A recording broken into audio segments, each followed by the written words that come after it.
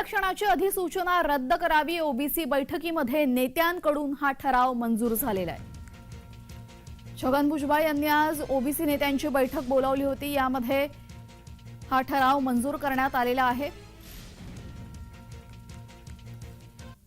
महाराष्ट्र शासन राज्यपत्र असाधारण भाग 4ब दिनांक 26 जानेवारी 2024 नुसार मसुदा काढला आहे। यामुळे ओबीसी समाजातील भीतीचे वातावरण निर्माण झाले असून आपला हा निर्णय मूळ ओबीसीवर अन्याय करणारा आहे।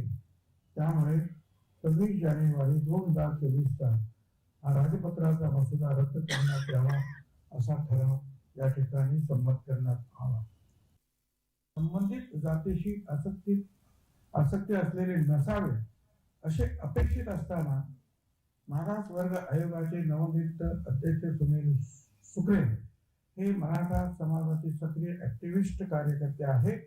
त्यामुळे राज्य मागास वर्ग आयोग व न्यायमूर्ती शिंदे समिती रद्द करण्यात यावी असा ठराव करण्यात येत आहे।